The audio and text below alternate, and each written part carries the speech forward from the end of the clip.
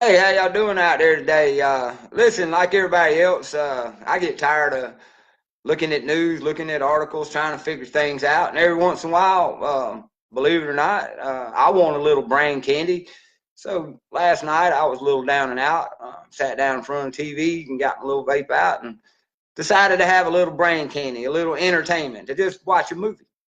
And lo and behold, one of my favorite movies of all time was just so happened to be playing. I know every line in this movie. I love it to death because of the life lessons that I learned from just a movie. And I know it was just a movie, y'all, before I get started.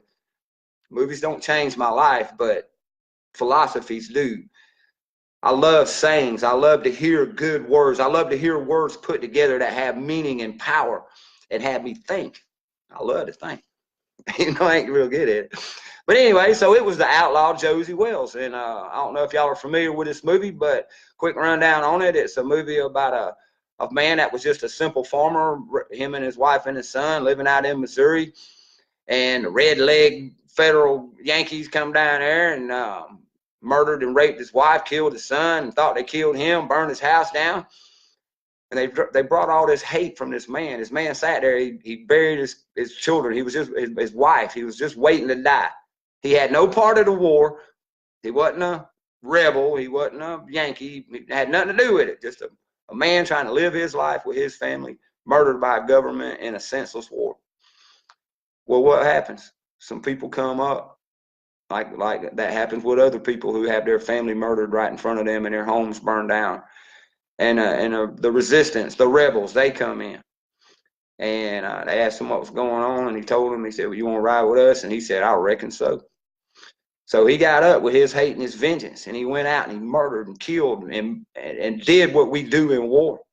He took all these people out. He became a master at killing, a true gunslinger, from farmer to just the bad, probably one of the baddest Western characters I've ever seen, or from movies from that era.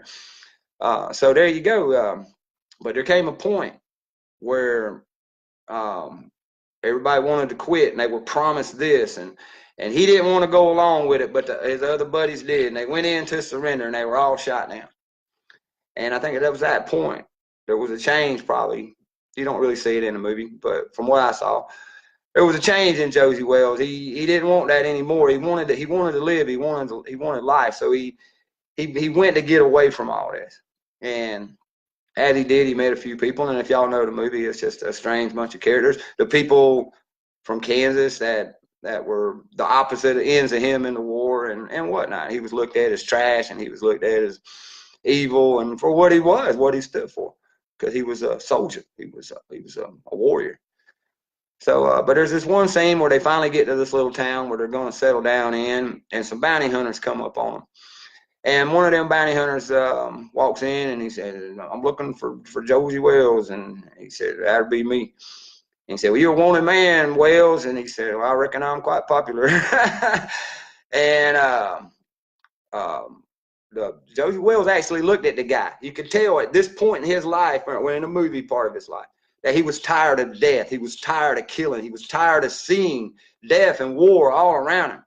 So he gave the guy a chance. He asked the guy, he said, were you a bounty hunter? And the guy said, yeah, well, a man's got to make a living. And he looked him dead in the eyes and he said, dying ain't much of a living, boy. Wow. I mean, that saying has stuck with me since I heard it from the first time. Dying ain't much of a living.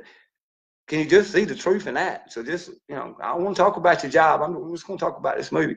I don't want to talk about what we're doing to the world, to what you do to make a living, because dying ain't much of a living. That really just stuck with me. Well, the guy looked back at him, and it kind of took him. So he walks out of the saloon, and he comes back in, and he looked him dead in the eye, and he said, I had to come back. And Josie Wells said, I know. And he killed him, because he's a gunslinger. That's what gunslingers do. I take that part of that movie, that one part alone, that saying, dying ain't much of a living. The guy taking on the job as a bounty hunter. He knew that Josie Wells was not the one he wanted to go after. He even left, and he came back in. And he said, I had to come back, because that was his job. His job killed him. So dying ain't much of a living. So just in that sense, If what you're doing and you just got to do it and it's killing you or killing your family or killing this planet, that ain't no living. You're not making a living, you're making money. So don't ever tell me you're making a living at your job if you're killing, because dying ain't no living. Now, the other part in that movie that just, I wish we could all be this way. I wish we could all think this way. And yes, it was just a damn movie, but this scene was powerful. And it's a scene where they had got to their little farm, and the Comanche, they lived around the Comanche at the time, and the Comanche were at war with the federal government, and which made it white people. So they basically kidnapped a couple of the guys, and they had them buried up to their neck in sand. And Josie Wells got on his horse by himself and went to go face him. And even the old Indian guy in there, the girl that was sweet on him, she was like, "Oh, what is he going to do?" And he's going to take care of this. And she said, "Oh, something about him coming back." And he said, "We ain't coming." But he didn't go to come back. He went to save us. But what Josie Wells did was to offer life. In this movie, this character, this murderer, this man that had been torn by war, by watching his family destroyed in front of him, he found a way to live. He wasn't fearing death. Hell, death would have been, he would have welcomed death. He didn't want to die, but he didn't want to live like he was living, like us. We don't want to die, but we don't want to live like we're living. So he goes up to this Comanche, and all these Comanche braves, they all get around him. And what you gonna do? It won against about 20 or 30 right there. So he starts to talk to this 10 bears, you know, and he's still being him. He's still being Josie Wells. When he talked to him, he spit his tobacco down on the ground, and they're all looking at him like, "What the hell?" And he said, "Listen, we're gonna live here no matter what, and we'll take." Or cattle, will put your brand on it. You can, when you come down, you can jerk beef, you can do all these things, but we're going to live here with you. And he said, "Well, these things you offer, I already have." And Josie Wells said, "Well, you're right. I ain't offering you nothing extra. I'm offering you life, and you're offering me life." And that was the deal. So you get it now? That part of that movie was powerful. I don't have anything extra to give you, and I don't want anything from you. I just want life. I give you life, you give me life. That should be the only deal we have. And like Tim Bear said, no paper can hold the forked tongue. You know, no paper can hold this bond. This is a bond between men, and they cut their hands, and they became blood brothers. They didn't like each other. They loved life. They were tired of seeing the murder, the rape, the destruction of everything around them. They changed. So you can change. Just remember, dying ain't much of a living. And many of us offer each other life. I offer you life. You offer me life. And that's our coexisting to exist. All right? So y'all might think some movies mean something, some don't. Movies don't mean shit. But there are powerful things we can see. There are powerful things we can hear. And we can learn to apply them to our own lives. So think about that. Live. Don't die. Dying's going to come anyway.